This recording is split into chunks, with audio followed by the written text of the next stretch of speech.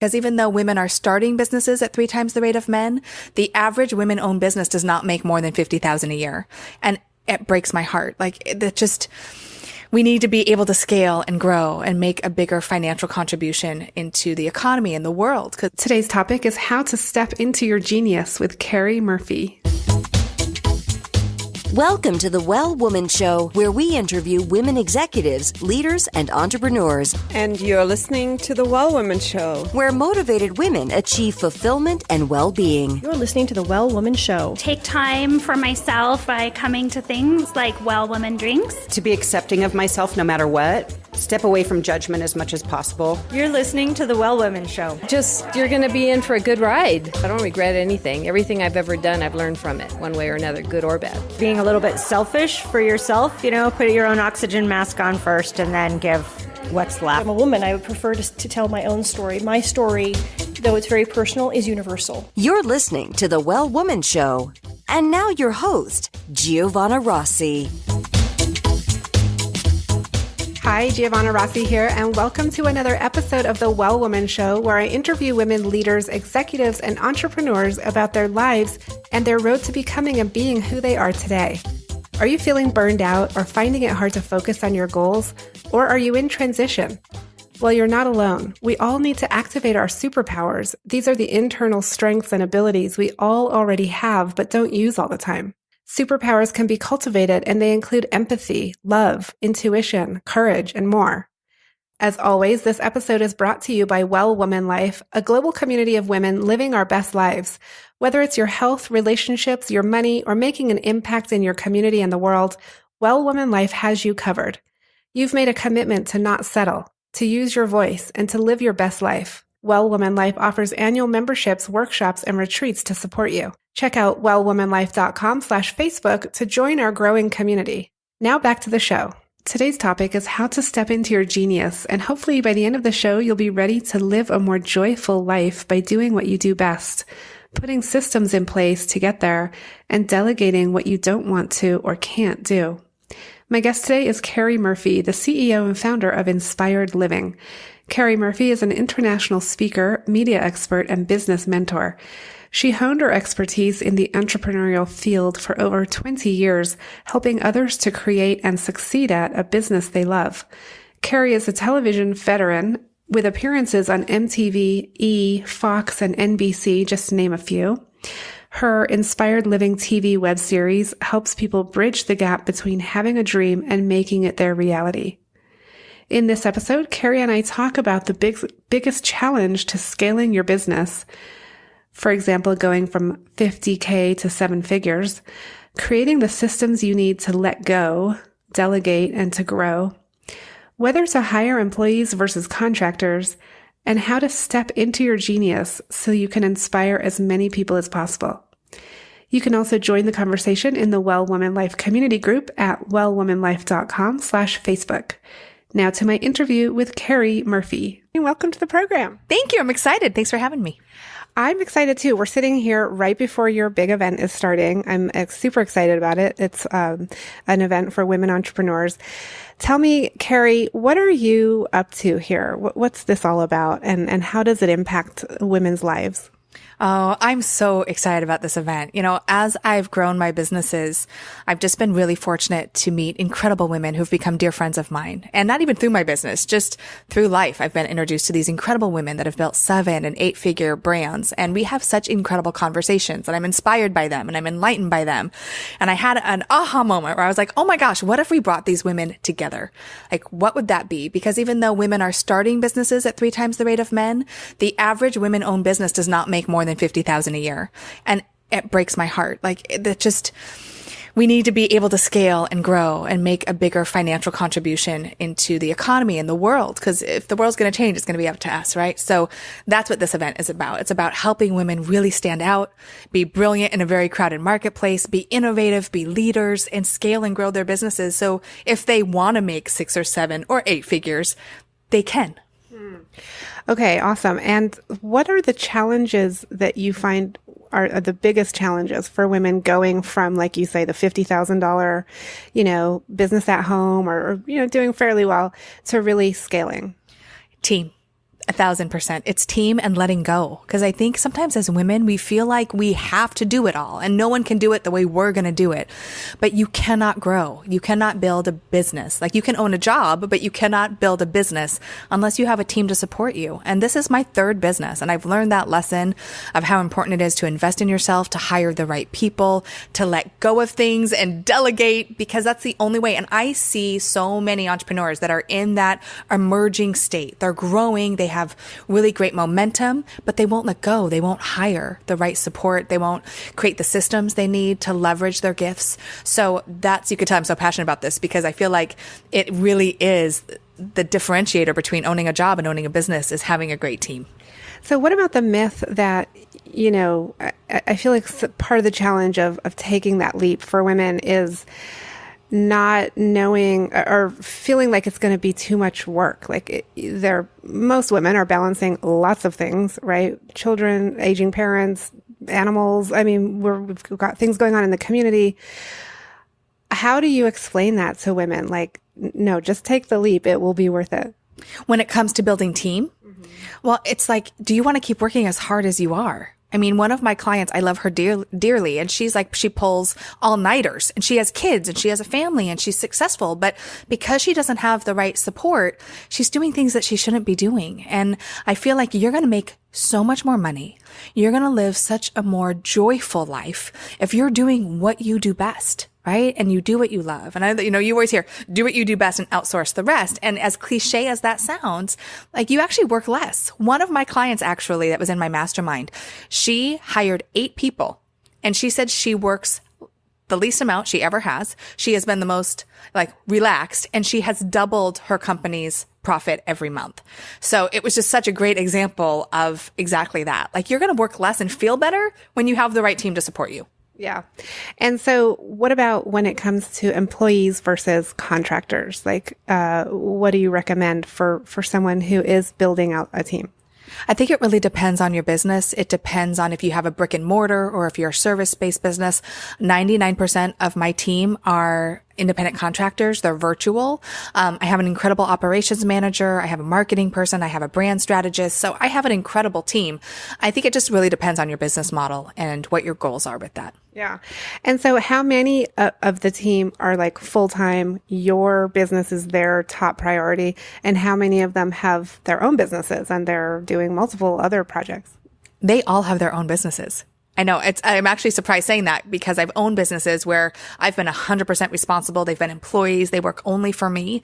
But I really find that because they are entrepreneurs too, they really understand the model. They understand what it takes. And I always get what I need and they're amazing. So, I haven't ever felt like it was me or them. I really feel very supported. So it's funny how that worked out, but it has really well. Yeah. And how would you describe your leadership style? How would I describe my leadership? I hope it's inspiring and empowering. Positive. I try to lead by example. I'm very imperfect. I need to let go of things too. I talk about it, right? And my operations manager will say, Keri, you shouldn't be responding to this. So it is training that muscle. But I really want people to feel like they have ownership in inspired living, that they are a part of it because they are. I wouldn't be where I am. This company wouldn't be where it is if it wasn't for them. So I hope that as a leader to them, I empower them to lead.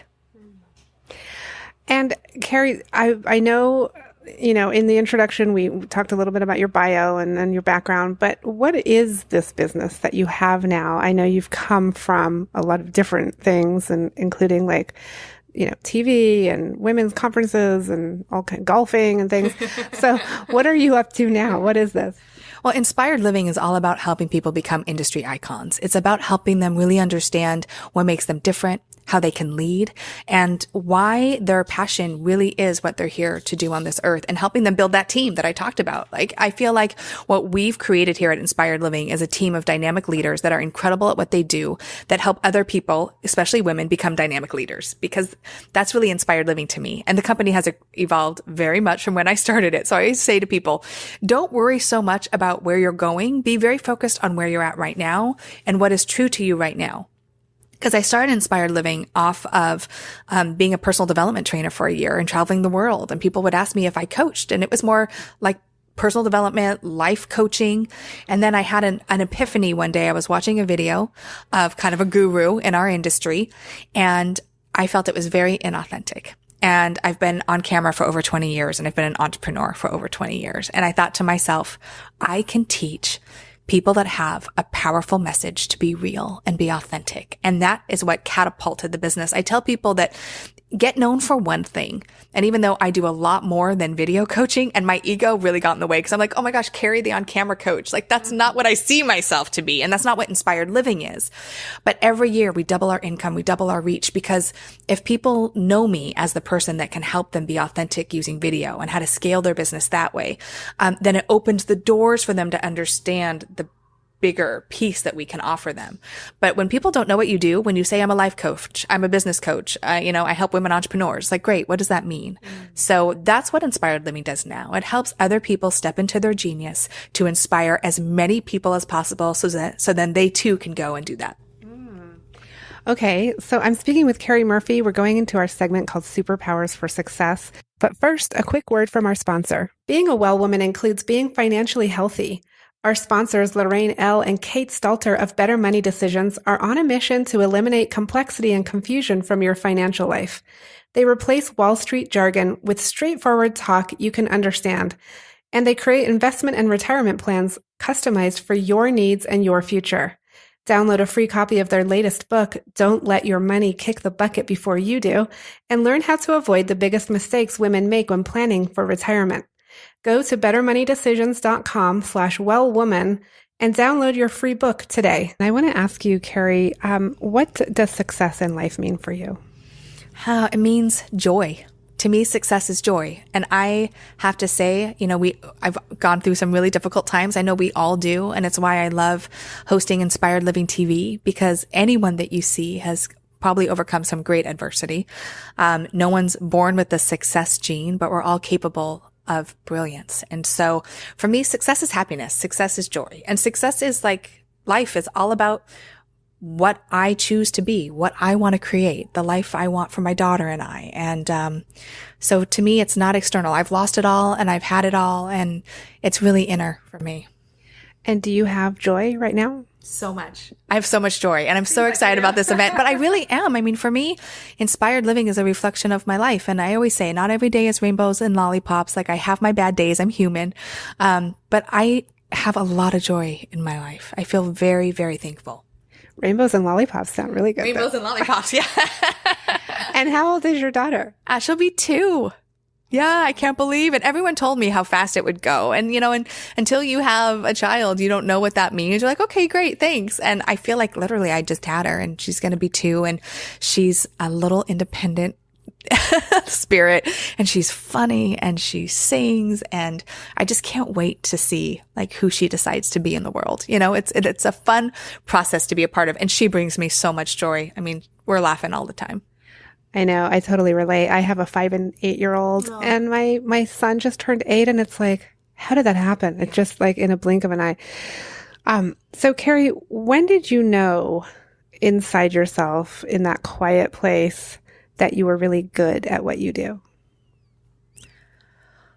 I mean, there's been many times throughout my life where I've felt God's hand in my talent. I mean, it's definitely everything that I do is God-given. So, I remember my senior year in high school, I had to give up and give a speech to my whole student body.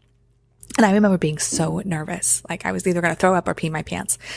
But I got up and I started talking, and it was like, oh my gosh, this is so much fun. Like, they're laughing and I feel ease. Like, it was like, this is where I'm supposed to be. So that was one of the first, what I call like God winks in my life.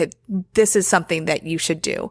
And with the TV hosting, it became just practice and, determination and the wanting to get better. My first camera guy, I remember we were covering an event. He's like, will you please go have a glass of wine and come back? And I say that because no one starts off being great at anything, but I do feel like I have a gift to share a message. I have a gift to be authentic. I have a gift to inspire. And when I was a little girl, I was that person who would find the person that looked broken or sad, and I would go and befriend them and coach them. And, I've always been a coach, whether it was the cheerleading coach or president of a club so for me, inspired living is such a divine culmination, of everything that I've always been. And it's just a perfect synergy of all the things that I love to do. So I love your answer, because a lot of people answer that question with some sort of external validation of when they thought that they became good at what they do. And yours was definitely internal. So that was a great description. Keri, can you describe a personal habit that contributes to your well-being, a daily habit of yours that contributes to your well-being? I wish it was a daily habit, but I do find that when I am meditating on a regular basis, I pray every day, but it's very different when I'm taking that quiet time and really letting myself just breathe and be in flow. When I do that practice regularly, I feel everything just is calmer, right? And I show up differently. So I would like to say it's daily. I'm working on it. I work out every day. Even if it's not going to the gym, I'm walking with my daughter, I'm getting out, I'm moving. To me, that's important. I, have no desire to be, a skinny girl, but I want to be a fit, healthy mom, and a fit, healthy entrepreneur. So, and an example, of loving your body. And I know it's a work in progress for all of us. So, I would say those two things, if I can pray and meditate, and something that moves my body. Well, I just interviewed Malika Chopra, Deepak Chopra's daughter, and she said she admitted to being a sometimes meditator, a once in a while meditator. And I was like, well, if she can do that, then, it must be okay. I mean, we all sort of do that. We go in and out and we find that time when it really works. And then we get busy and we can't do it. But she said, if you just go back to, I'm going to meditate for 5 minutes, then you're back into meditating. It doesn't have to be a big deal. So what superpower did you discover you had only to realize it was there all the time? The ability to manifest. If you do kind of the personal assessments, they'll say I'm a quick start. I'm an intuitive manifester. I think that's the right word, but I have an idea and it just always seems to happen. It doesn't always work out, but I have the ability to create things, and we all do. But we're just so powerful, and I think I didn't realize it really until someone told me that that's what I was. That I was like, oh, you know what? That's true. I do manifest things, and I do create things, and I have an idea, and it just seems to spring into form of some sort. So, how important is that for an entrepreneur? I think it's incredibly important. I mean, I'm also a risk taker. I think growing up in entertainment, being told no so many times, and because I've also gone through a lot of hurt and adversity, for me, I don't worry about failure. I don't worry about things not working out. If they don't work out, I try to learn from it. I try to understand it and move on from that. But I feel like that is something that has been so important, and it is vital to being an entrepreneur. You have to be willing to take risk. You have to be able to create and manifest what it is that you want. And you have to also allow other people to believe into it, right? And see into that vision. Okay. And what advice would you give yourself 20 years ago? Stop waiting. Stop waiting for validation. And this is something that I really realized, and I talk a lot about, is my whole life I wanted to be on camera. I've loved being on camera, and that sounds so narcissistic, and it's not that. It's the ability to reach people. I love speaking. I love inspiring people. To me, that brings me so much joy when I know that I've helped someone else. And for me, the camera is the conduit to do that. So, but for so long, I was waiting for, the right time, or for many years, I just stopped pursuing it. I always did it on the side, but I always wanted to, I owned the talent agency. I did interior design. And then it wasn't until I lost everything. And I feel like that was God's greatest gift, because all I could fall back on was my talent. That's all I had left. I didn't have money. I didn't have a job. I wasn't going to go work for anyone. And it was at that moment that I started booking on E! and TV Guide. And I felt like, okay, now I have the validation that I'm good at this. And I feel like, especially women, we wait for someone to give us permission. We wait for someone to tell us we're good enough. And I feel like when you have that desire. You have that rumbling in your belly that, that's what you're here to do. So stop waiting. I'm telling you right now, you're good enough. Go do it. And so is that good advice for any woman at any point in her life, not just women who are, the women that you work with who are high dollar earners trying to build teams and things? Yeah. I mean, I didn't always start off working with, high income earning women. And a lot of my women that I coach are startups still. Like we have a whole team of people that supports them. And so I will tell my daughter from now until she's 90, depending on how long I live, to never wait to travel, to see the world, to believe in yourself, to do something that you have a calling to do. Cause it's, what you're here for. Mm-hmm. Yeah. Do you identify, Keri, as a feminist? I do. At first, it's so funny because I really started understanding that word probably about a year ago.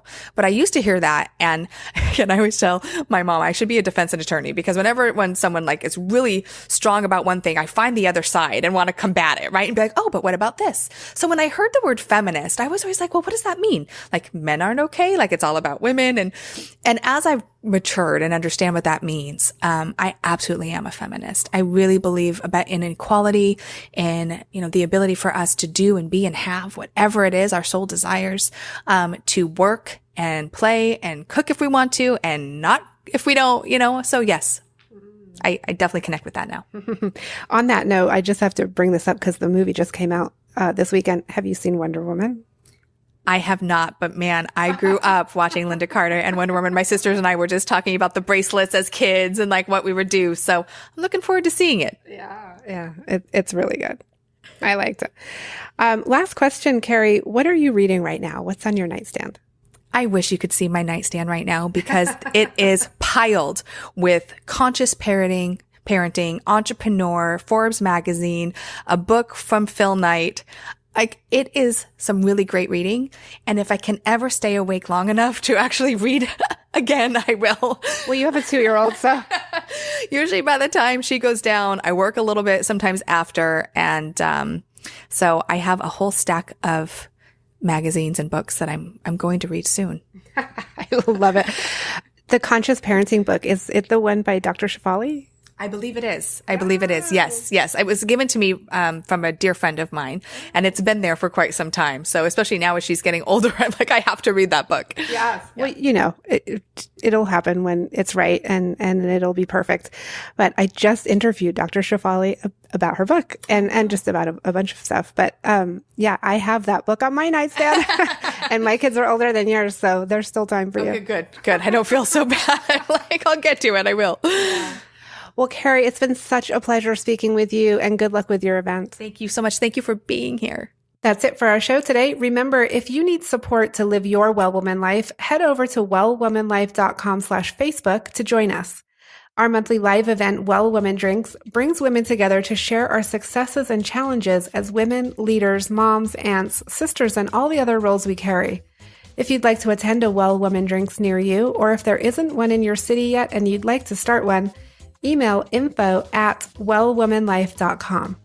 If you enjoyed the show, please take a moment and subscribe in iTunes and leave a review. This helps raise visibility, which is super helpful when it comes to producing the show every week. For feedback, comments, or just to let me know you were listening today, find me on Facebook, Twitter, and Instagram @WellWomanLife. I'm Giovanna Rossi for The Well Woman Show. Until next time, have a super powerful week.